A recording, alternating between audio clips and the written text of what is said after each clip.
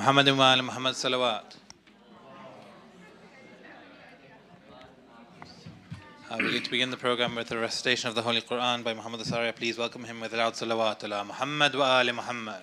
Allahumma salli ala Muhammad wa ali Muhammad. أعوذ بالله من الشيطان الرجيم. بسم الله الرحمن الرحيم. يا أيها النبي اتق الله ولا تطع الكافرين والمنافقين إن الله كان عليما حكيما واتبع ما يوحى إليك من ربك إن الله كان بما تعملون خبيرا وتوكل على الله وكفى بالله وكيلا ما جعل الله لرجل من قلبين في جوفه وما جعل أزواجكم اللائي تظاهرون منهن أمهاتكم وما جعل أدعياءكم أبناءكم ذلكم قولكم بأفواهكم والله يقول الحق وهو يهدي السبيل ادعوهم لآبائهم هو أقسط عند الله فإن لم تعلموا آباءهم فإخوانكم في الدين ومواليكم وليس عليكم جناح فيما أخطأتم به ولكن ما تعمدت قلوبكم وكان الله غفورا رحيما. النبي أولى بالمؤمنين من أنفسهم وأزواجه أمهاتهم وأولو الأرحام بعضهم أولى ببعض في كتاب الله من المؤمنين والمهاجرين إلا أن تفعلوا إلى أوليائكم معروفا كان ذلك في الكتاب مستورا صدق الله العلي العظيم.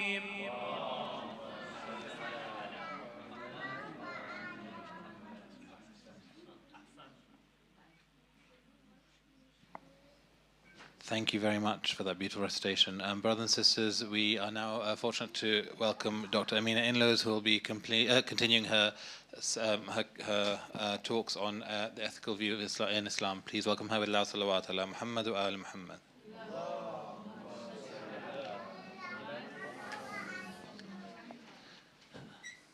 Dr. Amina Inloes is a scholar, researcher, educator, public speaker, and a translator. She has written several books on the subject of Shi'ism, including Modern Ideologies and a co-translator of Spiritual Mysteries and Ethical Secrets by Fayd Kashani. Today she's continuing her series on environmental ethics in Islam. Salawat ala Muhammad wa ali Muhammad.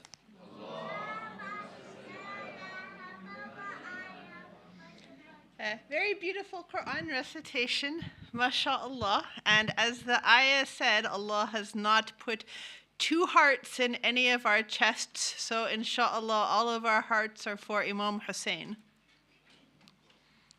Salawat.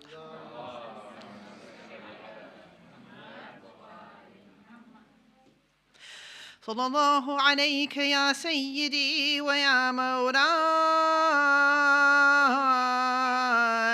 ya Rasulullah. Sallallahu alayka ya sayyidi wa ya mawlay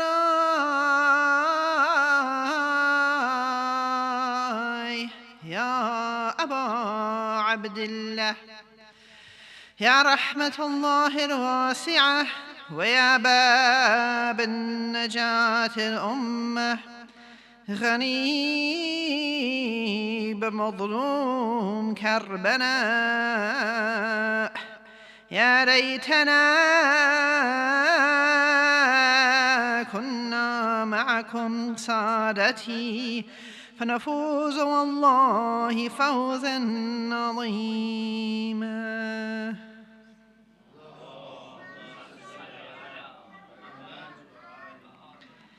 السلام عليك يا شهيد الشهداء. Peace be upon you, O martyr of martyrs. السلام عليك يا غريب الغرباء. Peace be upon you, O loneliest of the lonely. السلام عليك يا ساكن كربلاء. Peace be upon you, O you who is at rest in Karbala. السلام على من بكته ملائكة السماء. Peace be upon you, O you whom the angels mourned. These are among the words with which Imam al-Zaman addressed Imam Hussein alayhi salam.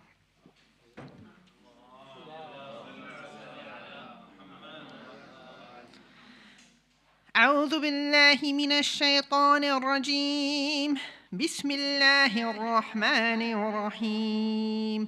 يا بني آدم قد أنزلنا عليكم لباسا يواري سوآتكم وريشا ولباس التقوى ذلك خير ذلك من آيات الله لعلهم يذكرون. O children of Adam, we have sent down to you garments to cover your nakedness and rich adornment. But the garment of reverence, that is better. This is among the signs of God, that they may remember. Sadaqallahu al-Ali al-Azim.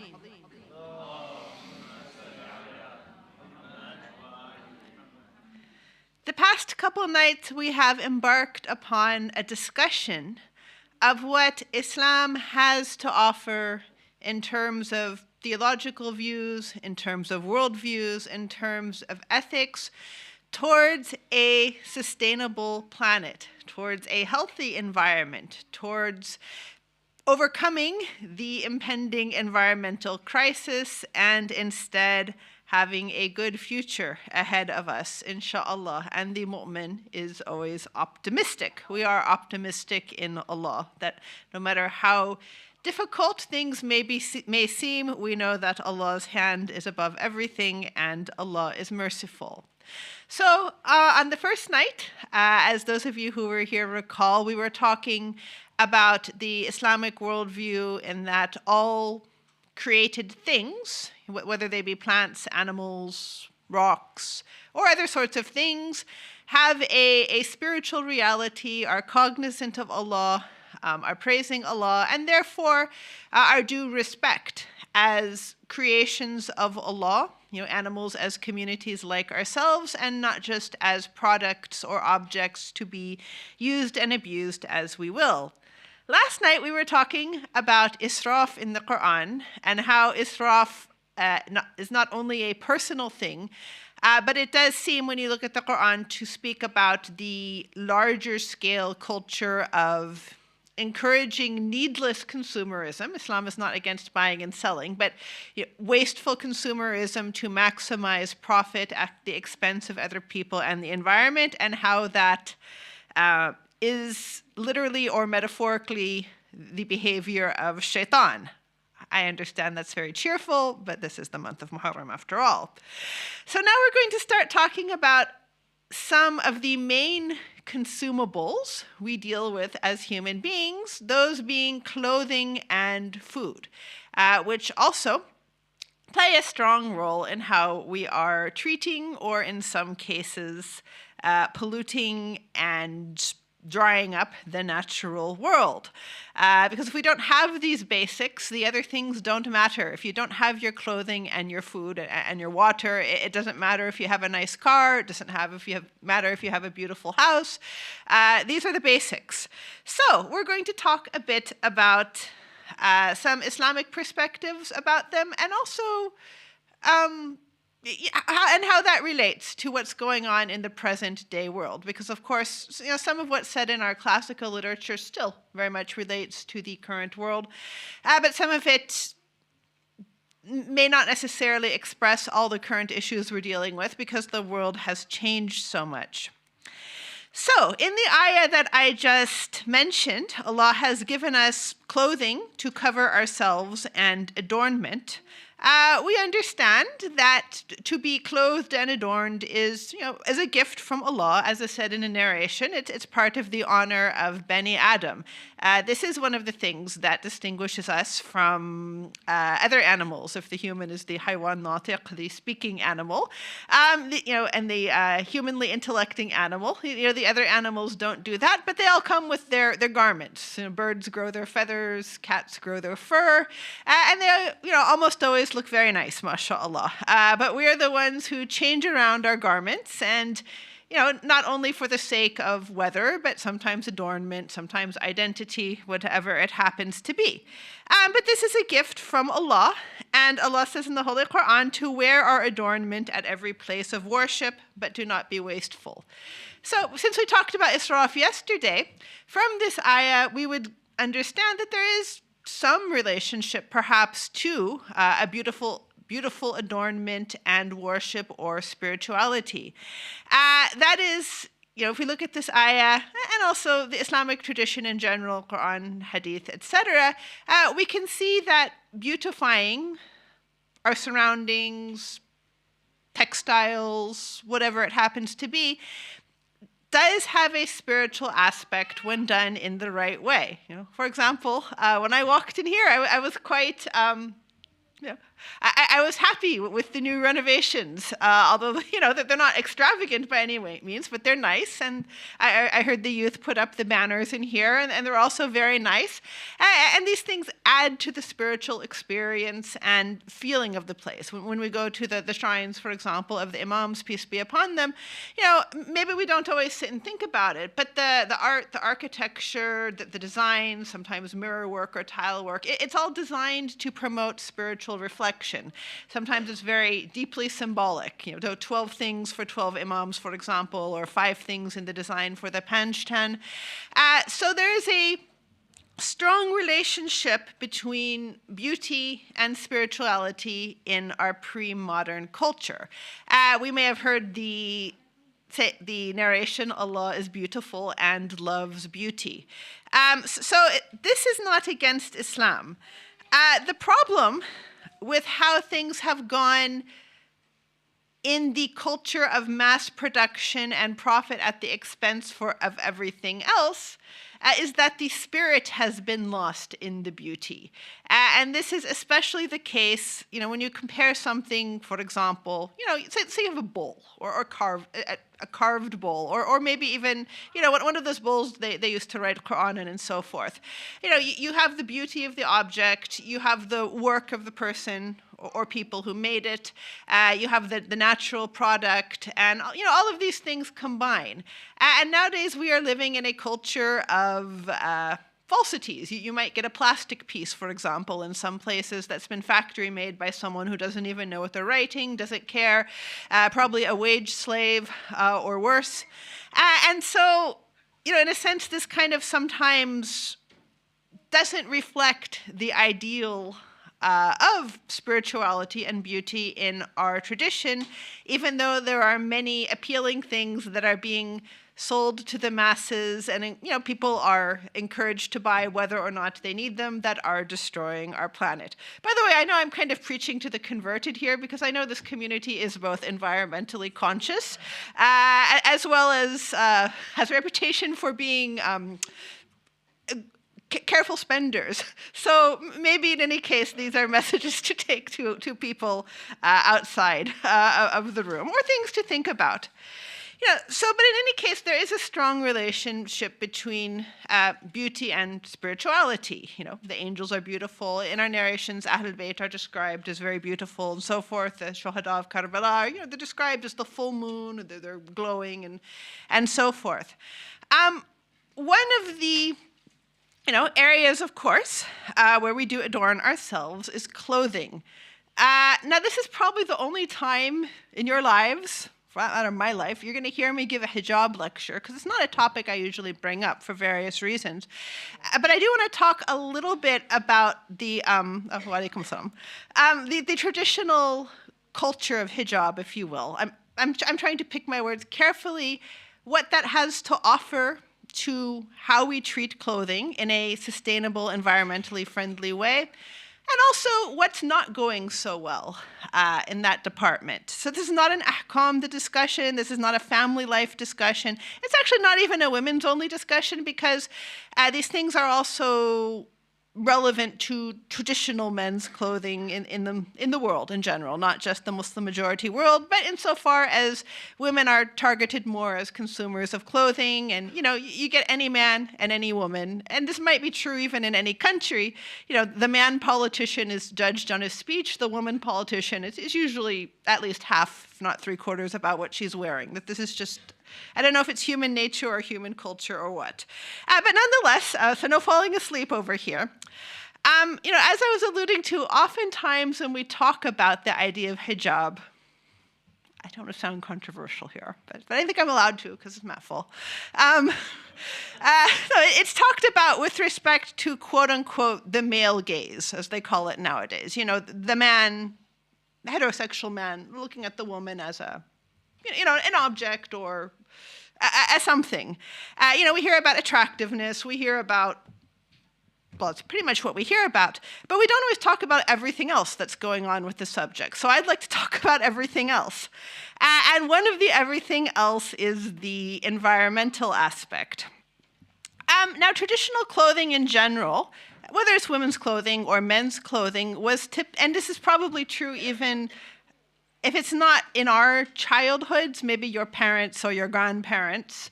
And in some places, of course, this is still life. Life is not about fast fashion, albeit that's changing in a lot of places. Traditional clothing was made to last, like abayas. They tend to be made to last. You don't expect to wear an abaya and then you get a new one next month, and then a couple of weeks you get another one because it's fallen apart. You're expected to wear them for years. It's a lifetime sort of garment. Traditional clothing has tended to be repairable, and it's also adjustable. Just as the human being changes shape over time, we get larger and we get smaller because this is the nature of humanity. It tends to be flexible. It's not very much tight and conforming to a single size. And of course for women, especially when women had a lot of children, that was particularly important because it's not like people all went off and bought their maternity clothes on Amazon. So traditional clothing in general, does have this sense of, it has some quality, but it's something that's expected to last. And of course, nowadays we're seeing something quite different, which of course is also impacting, quote unquote, Muslim clothing manufacturers. The idea that to get you to buy more, the clothing is cheap, it doesn't last in the wash, or people are expected to buy different things to sort of look different. Now, this is another thing that specifically relates to a general traditional ethos of hijab. I do understand that this is not real life for everyone in the Muslim world, or even in the past it wasn't real life for everyone. But one can say part of the traditional ethos is that by virtue of covering, you're not expected to wear something different every day. Now, I know, again, that's not real life. In some places, they expect on Eid you have like 3 outfits, or someone gets married and they have like 5 outfits. But, in general, the idea is it's because the point of hijab is you're not showing something off. And of course, in contrast, especially given industrialization and, mechanized fabric making and all the other stuff, nowadays there is more pressure for people, women, but maybe also men too, to be wearing different clothing all the time, so to buy more. And with social media, and I think it started really with people having digital photos on social media and noticing you're wearing the same thing in all the photos. And nowadays with the heavily visual culture, TikTok and Instagram and stuff, there's a lot of pressure almost to costume yourself. And of course, if all the billions and billions of people on the planet are doing this and buying new outfits for their Instagram video every other day, that is a major contributor to environmental pollution, the destruction of ocean life, and so forth. So there is definitely a merit to the traditional ethos. And I'm trying to pick my words carefully. This is not a matter simply of ahkam. It's a combination of our ideals in the pre-modern world combined with our religious ways of doing things. Since we're talking about adornments, let me speak about something else that we don't usually talk about from this angle, that being cosmetics and perfumes. Traditionally speaking, when they say it's recommended to wear your attar before salat, that was a natural perfume. Someone went out there and crushed rose petals, or, they did something with respect to the natural world to get the perfume. And in general, that's a more sustainable and healthier type of perfume. Now, if obviously if there's an enormous demand and it's being used extensively, yes, that does stress the natural world. I don't know if you guys are familiar with the oud trade in the Arab world, but apparently it can be as vicious as the drug trade in some places because of how expensive it is. And those of you who have families who work in traditional perfuming, you know how expensive the real stuff can be. But the point is, again, it's a substance that was not harmful to people. Nowadays, many Muslims, understandably, because it's much cheaper, do tend to use the synthetic perfumes, for the same mustahab reasons. But the problem is, first of all, again, these are just chemicals you are dumping into the environment. And second, they're not healthy for ourselves either. They do make some people ill.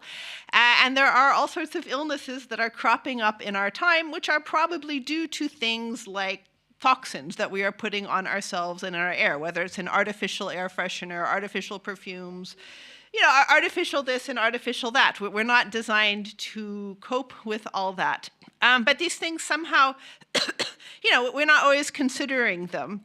And then the same thing, of course, happens with the cosmetics discussion for ladies. And I'm not getting into ahkam again. There's plenty of people who will do that and have these discussions. But among the things that tend to be omitted from these discussions are, first of all, historically, people have, for a long time in history, maybe since the beginning of history, had cosmetics of some kind.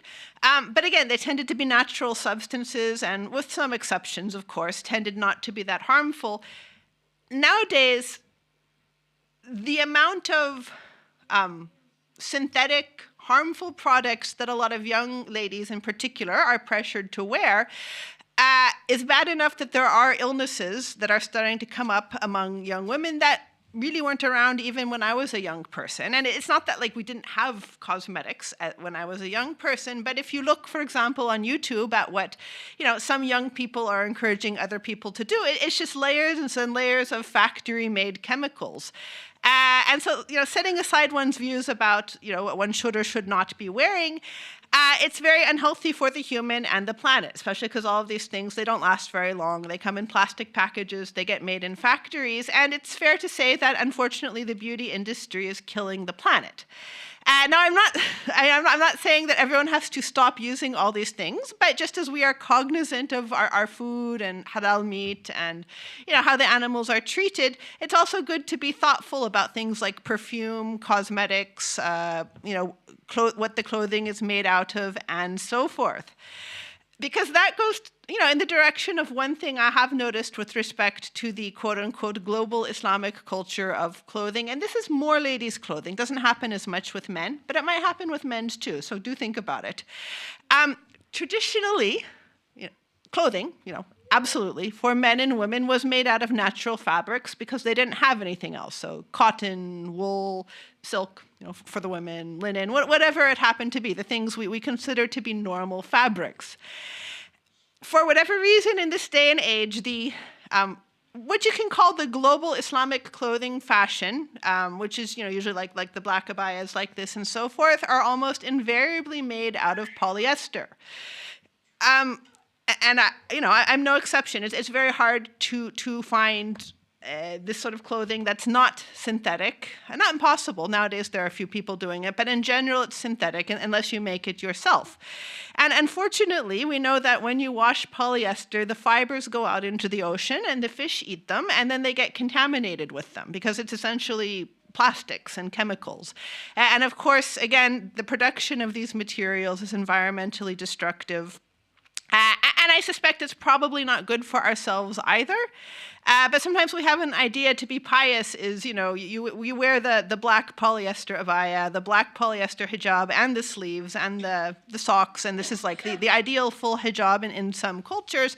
And we're not thinking that, what is this doing to the environment because of the choices behind the way we're doing it in modernity, and also what's it doing to the person.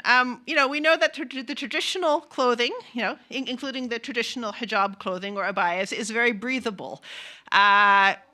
Shower kameez, for example. Usually they're perfectly suitable for summertime, which is probably why we're starting to see this sort of clothing become a little bit more popular here in the mainstream, or at least clothing modeled on this style. But the way these things have gone in modernity is unhealthy. So these are things we can think about, and some people do think about them. They are trying to, for example, launch natural perfume lines, natural clothing lines. Again, for men, for some reason, the synthetics aren't as much of an issue, but it is an issue sometimes too, so you can keep it in mind. And the other thing we have to think about too is, again, the sort of consumerism. When you look at some of the 20th century, mid-20th century Shi'i reformers, like Shahid Mutahari, for example, or Dr. Shariati, you do find they were very aware of the fact that the West, in those days, West versus East was the main way we phrased the discussion. The West was looking to the Muslim majority world and the East in general as a consumer market.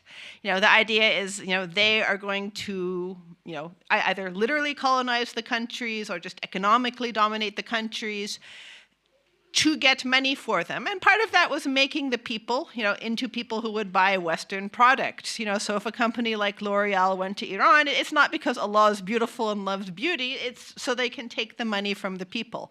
So there was an awareness of that at that time. I'm not sure if we still have as much awareness nowadays of being manipulated as consumers individually and globally. And of course, it's not just as Muslims or people in Muslim majority countries. It is a global phenomenon. But nonetheless, it is important to be aware of, especially because nowadays a lot of companies are much smarter and they will use, for example, hijabi models or Muslim models or people with Muslim names, to try to sell their product. So again, it's like when we were talking about shaitan yesterday. The same way you guard against it is the same way one guards against shaitan, by having a solid ethical and value system and spiritual system, by being awake, by being alert, and so forth. And of course, the situation has changed a bit nowadays because there are Muslim entrepreneurs, who will have alternate products, if you will, and some are quite successful. And I would say that, insofar as they're actually doing something differently, whether it's organic food or the natural products or the natural fabrics or, sustainable farming practices, fair labor practices, and so forth, and they're really embracing an Islamic ethos, then they are genuinely making a contribution. If they're just Muslim, but they're doing the same thing that everyone else is doing, for example, having tasbihs, factory made in China en masse in plastic and then, selling them cheaply or something, they may be benefiting the Muslim community financially, but there's still a large way to go. So it is something to think about. In any case, I will close with some words from Imam al-Sadiq, peace be upon him.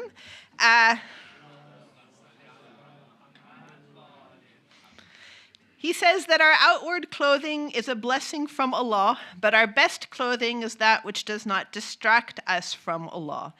The best clothing is that which brings us closer to remembering Him and being grateful and obedient to Allah. This best clothing does not make us proud, boastful, or arrogant. Those things are the scourge of the faith, and their legacy is the hardness of the heart. And when we put on our clothes, remember that Allah veils our actions through His mercy. We should clothe our inner self just as we clothe our outer self. Let our inner self be veiled in awe of Allah, and let our outer self be veiled in obedience. Do not expose anyone's faults when Allah has concealed worse things in yourself. Occupy yourself with your own faults and overlook matters which do not concern you. So in any case, this is a reminder that the outer reality, if you will, of the adornment that Allah has given us is only one layer. And it is also very important to consider the spiritual aspect of that as well. And again, just as we clothe ourselves, we should also cover other people's faults as well, assuming, it's the ordinary, everyday faults of people, not like the faults of tyrants. As they say, for a private sin, advise someone privately. For a public sin, like a politician and so forth, you may confront them publicly. And that was what Imam Hussein, peace be upon him, did. On a night like this, as he was proceeding towards Kufa, or at least his companions thought they were proceeding towards Kufa, but in truth they were proceeding towards their final end. They were in a place called Qasr Bani Muqatil when the Imam ordered his servants to fill their water bags.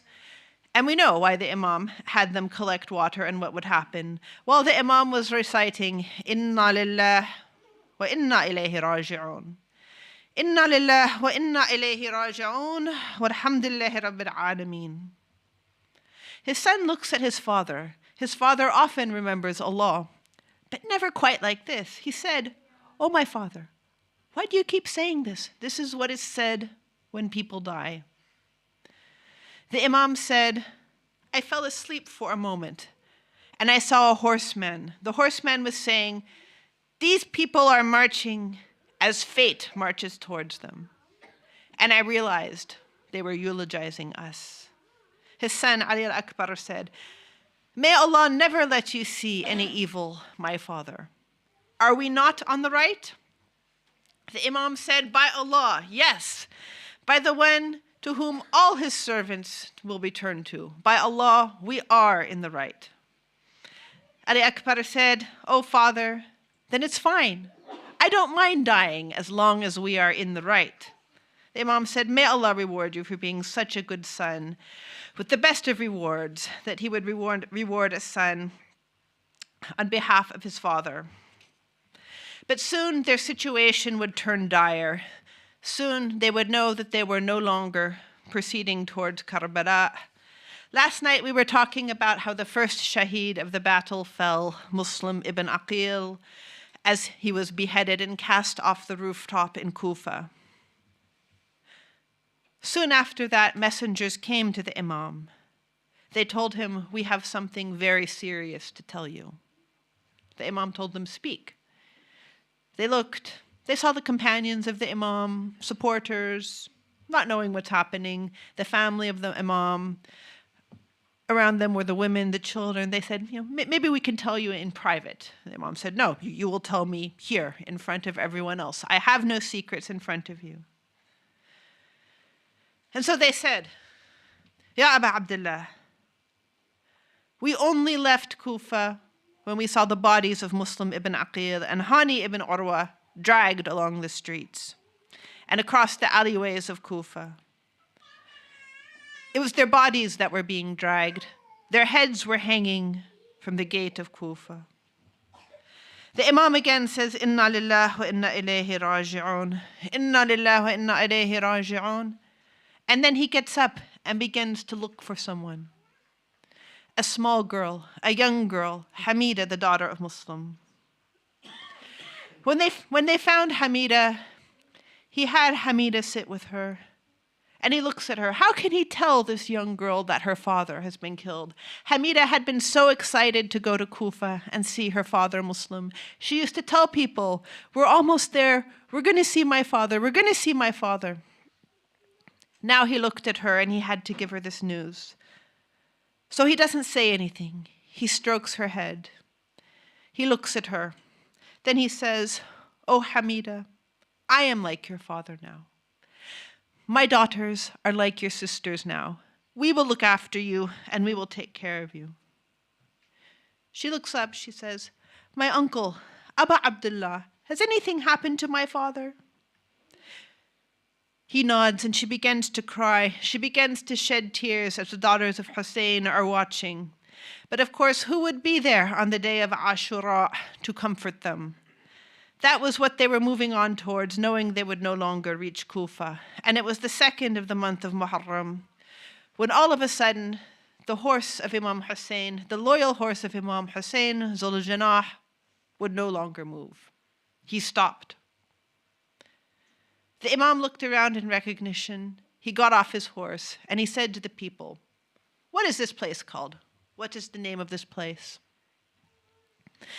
Someone said, "This is Nainawa," an ancient name for the place near Karbala. He said, "Yes, this is Nainawa. What else is this place called? Does it have another name?" They said, "Yes, this place is called Ghadariya." He said, "Yes, this is Ghadariya. But does this place have another name?"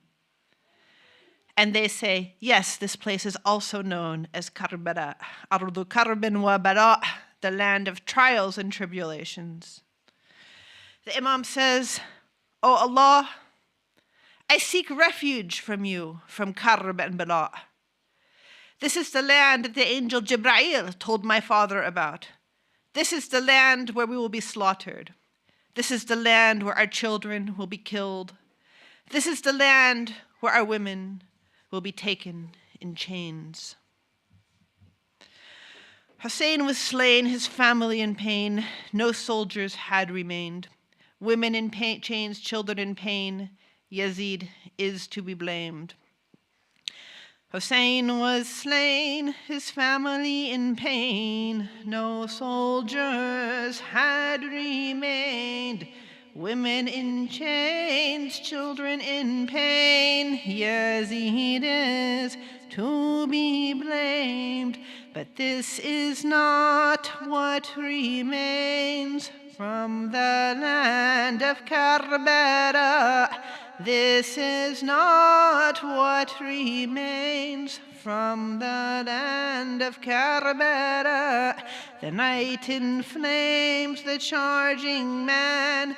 No child slept, the women all wept. The sound of cries, the orphan sighs. Bloodshed from the ones who died. But this is not what remains from the land of Karbala. But this is not what remains from the land of Karbala. Hussein wrote with his blood on the sands of Karbala. Hussein wrote with his blood on the sands of Karbala. La ilaha illallah Muhammad Rasulullah. La ilaha illallah Muhammad Rasulullah. This is all that remains from the land of Karbala. This is all that remains from the land of Karbala.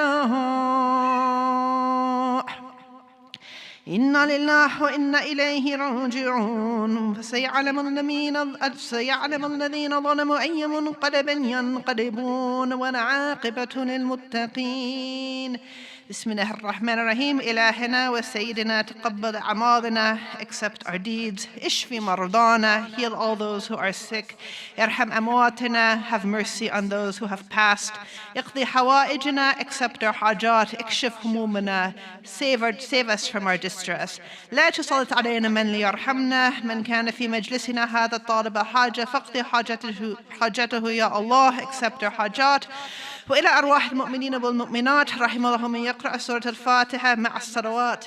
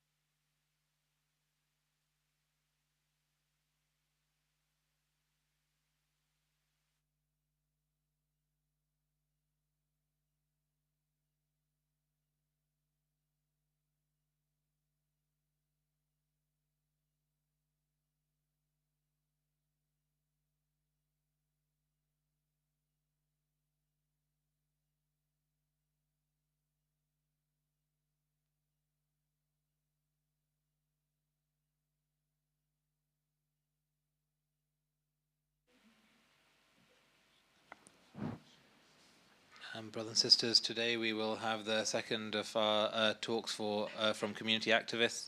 These talks are to inspire us to action, living the lessons we learned from the stand of Imam Hussein alayhi salam 1400 years ago. Today we're joined by Brother Hasnain Jafar. Hasnain has spent the last 9 months sharing his journey as he contemplates how we can move towards a world in which we see the end of the oppression in Palestine and around the world. Today he'll be sharing his thoughts on embodying liberation. Please welcome him with a salawat ala Muhammad wa ala Muhammad.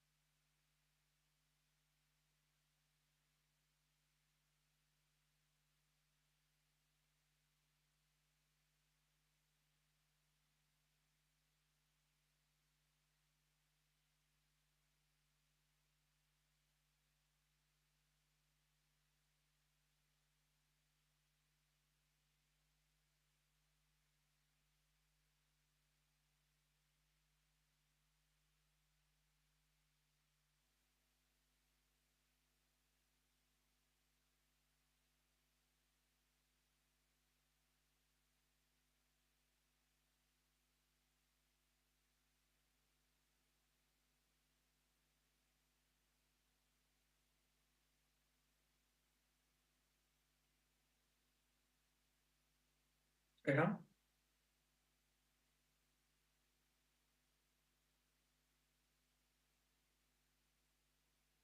أعوذ بالله من الشيطان الرجيم بسم الله الرحمن الرحيم Assalamu alaikum wa rahmatullahi wa barakatuh. I have to apologize if there was a false start because this is my first time doing a live talk in which I can't see who I'm talking to. I can see Musaddiq though, so if there are any objections to what I'm saying, throwing something at Musaddiq's head will get my attention for sure. And I'm also attempting to talk about embodying liberation in 5 minutes, but inshallah, we can whiz through some of this stuff. I want to start by acknowledging the fact that it's been 9 months since the genocide in Palestine has started. And the Lancet just the other day reported that 186,000 people is the more accurate estimate of how many people have been killed since the beginning of this genocide. So mixed in with the grief that we are experiencing with Muharram, there's this intense grief also about our Muslim brothers and sisters in that part of the world, and a feeling of rage in terms of what we want to do about the injustice in the world.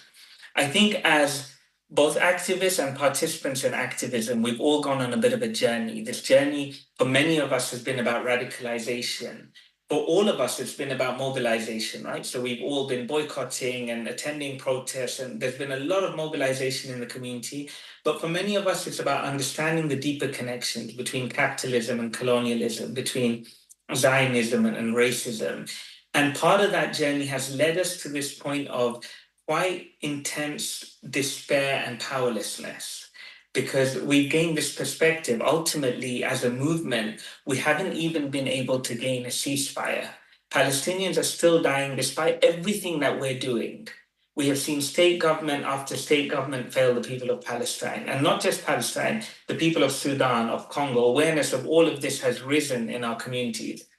We've seen institutions that we always believed would prevent genocide, like the UN, the ICC, the ICJ, completely fail at stopping Israel. We've seen the media that we believed in gaslight us, ignore us, dehumanize us. And eventually, I think the conclusion that we all must reach is that the only power we can rely on is the power that comes from us as a collective. And we know this. We know that as a collective, our power is strong, because once we do reach this recognition that our lives are structured around this capitalist structure, we also must recognize that the way the world is structured requires our ongoing participation. Even the injustice happening on that side of the world requires our ongoing participation. Every day, this capitalist structure has to motivate us to buy, to sell, to work, to manage, to consume, to consume, to consume, and then to educate the next generation to do the same, so that every educational institution has to be designed in the same way to keep feeding the machine of this capitalist structure that ultimately requires unending growth at the expense of the planet, its resources, its inhabitants, including humans, especially those in the global south. So the question I ask myself is, how do we harness our power? How do we follow in the footsteps of Imam Hussein alayhi salam when he showed us that a life worth living is one in pursuit of justice, of liberation, above all else, including living itself? And when I think about this, I think about the missing link here. The problem with our movement is that the society we live in has very successfully individualized us, has linked our aspirations, our purpose, our vision of success with each of us as individuals. It's really easy to see this. It's like, if we think about the aspirations we have for ourselves, for our children, they're likely about personal wealth gain or personal well-being or careers or recognition. And rarely, if ever, do we imagine success or any sort of purpose on a collective level. And it's because individualism is the lifeblood of this system of capitalism, of colonialism, because in this system, we're economic units and our value is greatest as individuals. And it has been remarkably successful in increasing the value of our individual units. But in doing so, what it has managed to do very successfully also is to distance each of us from each other, reduce us to individuals rather than a collective, and has drained us of the kind of power that can come from collective action. So my view is that the call of Imam Hussein alayhi salam is that we must embody liberation and justice, and that it should become the primary purpose of our lives. And that the intense mobilization we have been experiencing is a part of that, but it's actually a small part of that. And the work of liberation is about living every day in aid of that cause. And it begins with this journey of consciousness about the reality of the system we live in. But then it extends to divesting from it, bit by bit, from as many elements of this capitalist structure as we can, to build up our collective power by connecting with each other deeply and with love, by cooking together, by eating together, by visiting the sick, by raising each other's kids, by living together in whatever way we can, by organizing together. With the sort of love and compassion we saw between Imam Hussein alayhi salam and his companions, to reach the extent that when we're faced with Gaza again, or with Sudan, or with the Congo, we can rise together with an undeniable force, a unit that truly does have God by its side, because we're attempting to be an expression of his oneness, his tawheed. So we're not settling for a ceasefire, but we're demanding a free Palestine from the river to the sea. That's my prayer, inshallah. I thank you all very much for listening and for your time. And I pray to Allah subhanahu wa ta'ala that we're all guided towards embodying liberation. Assalamu alaikum wa rahmatullahi wa barakatuh.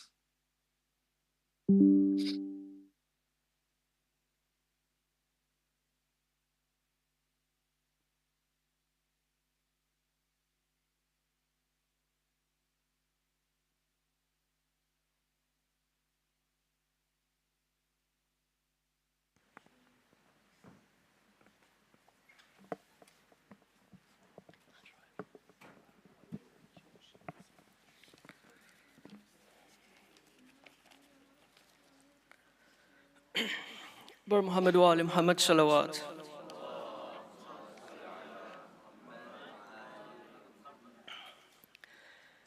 I learned from Hussein how to be wronged and be a winner. I learned from Hussein how to attain victory while being oppressed. Hussein ghariba غريب حسين حسين الشهيد الشهيد الحسين حسين غريب غريب حسين حسين الشهيد الشهيد الحسين. You are the grandson of the Prophet Muhammad Mustafa, the son of Imam Ali and Lady Fatima, the purest of souls with utmost purity. Yet thousands of so-called Muslims showed no loyalty. They knew you entered the holy cloak by the will of Allah. Yet shroudless they left you on the plains of Karbala. Hussein al-Gharib al-Gharib al-Hussein Hussein al-Shaheed al-Shaheed al-Hussein. You are the teacher of sacrifice and of charity. You even fed the horses of your enemies. From darkness into light you set who were free. For surely he entered heaven with your mother's handkerchief. But when you pleaded for mighty Asghar, who was just thirsty, an arrow is what they fed to your infant baby. Hussein al-Gharib al-Gharib al-Hussein Hussein al-Shaheed al-Shaheed al-Hussein Hussein al-Gharib al-Gharib al-Hussein Hussein al-Shaheed al-Shaheed al-Hussein.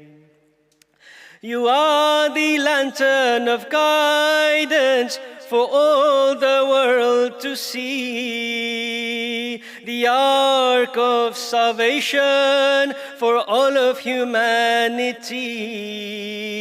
Those who fought in your light called out your name. In your arms you carried them back till only you remained. Sakina, your daughter, went from crying in your arms to seeing your head on a spear in the court of Sham.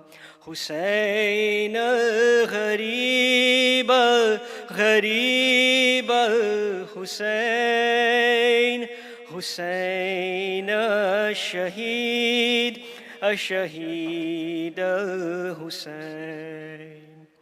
You are the root of the branch that's with Zainul Abidin, a branch that weakened with what his eyes had seen.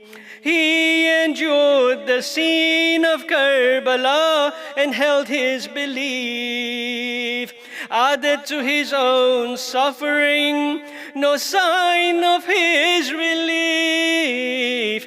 The sight of women and children tied in chains, and hearing Zainab cry in pain, "Where are you, O Hussein?" Hussein al-Gharib al-Gharib al-Hussein Hussein al-Shaheed al-Shaheed al-Hussein حسين غريب غريب حسين حسين الشهيد الشهيد حسين. No Qasim, no Aun, no Muhammad, no Abbas, no Akbar, no Asghar, you lost them all so fast. Oh Allah, please accept this humble sacrifice. These were the words of our Imam when Asr time arrived. Oh Allah, what has he lost, he who loses you? But oh Allah, what can he lose, he who finds you?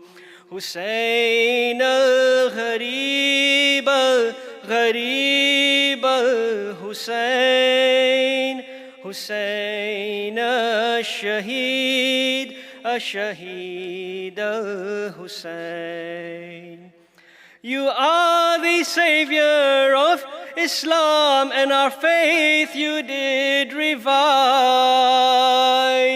Today we call Ya Mahdi, without him we are deprived. For surely he grieves over tortured beloved. And when we lament the trials faced by Masaib, Ya Mahdi, tonight we vow and we grieve with you. In the light of Al-Hussein, together we'll fight for truth. Hussein al-Gharib al-Gharib al-Hussein Hussein al-Shaheed al-Shaheed al-Hussein Hussein al-Gharib al-Gharib al-Hussein Hussein al-Shaheed al-Shaheed al-Hussein. By Muhammad wa ali Muhammad salawat.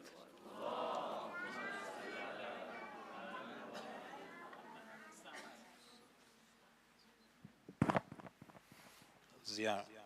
بسم الله الرحمن الرحيم. السلام عليك يا سيدي يا مولاي يا رسول الله. السلام عليك يا سيدي يا مولاي يا نبي الله. السلام عليك يا سيدي يا مولاي يا محمد بن عبد الله ورحمة الله وبركاته. السلام عليك وعلى زوجتك الوافية الغراء خديجة الكبرى أم المؤمنين. السلام عليك وعلى بذتك الصديق الطاهرة فاطمة الزهراء سيد نساء العالمين. السلام عليك وعلى ابن أمك أمير المؤمنين علي بن أبي طالب وسير رسول رب العالمين. السلام عليك وعلى ولديك الإمامين الحسن والحسين سيدي شباب أهل الجنة. السلام على الحسين وعلى علي بن الحسين وعلى أولاد الحسين وعلى أصحاب الحسين جميعا ورحمة الله وبركاته. السلام عليك يا رسول الله وعلى أئمة المسلمين من ذرية ولدك الحسين علي السجاد محمد الباقر وجعفر الصادق وموسى الكاظم وعلي الرضا ومحمد الجواد وعلي الهادي والحسن العسكري والحجة ابن الحسن المهدي. السلام عليك يا سيدي يا مولاي يا صاحب الزمان. أجل الله تعالى فرجك وسهل الله مخرجك وظهورك واجعلنا من أنصارك وأعوانك والمستشهدين بين يديك. السلام عليكم جميعا أهل البيت ورحمة الله وبركاته.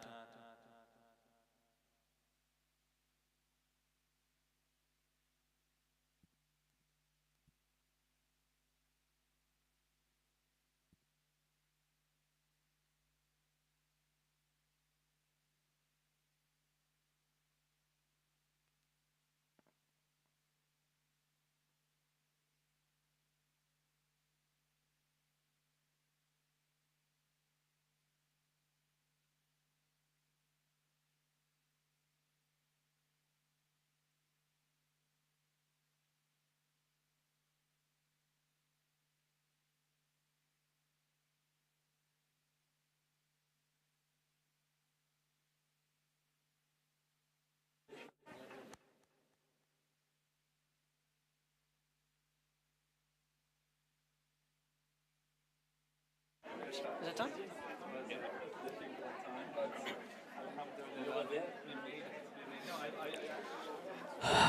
إن الله وملائكته يصلون على النبي يا أيها الذين آمنوا صلوا عليه وسلموا تسليما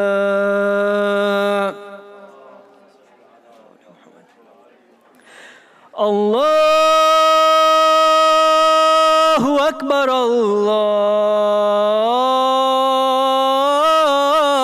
الله أكبر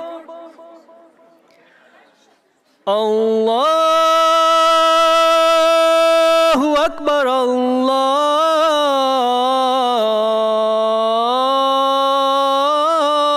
الله أكبر أشهد أن لا إله إلا الله أشهد أن لا إله إلا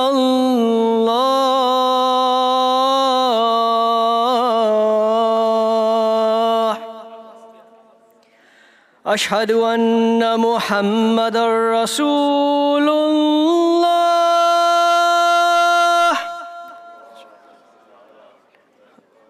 أشهد أن محمدًا رسول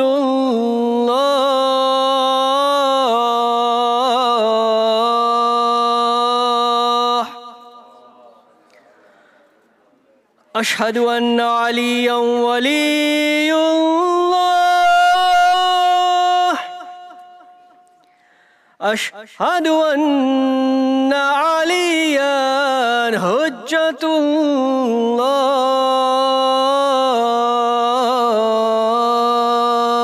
الله حي على الصلاة حي على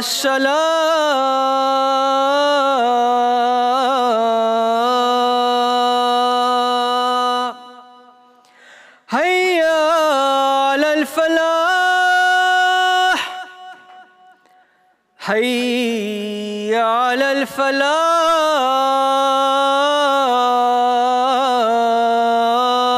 الفلاح حي على خير العمل حي على خير العمل الله أكبر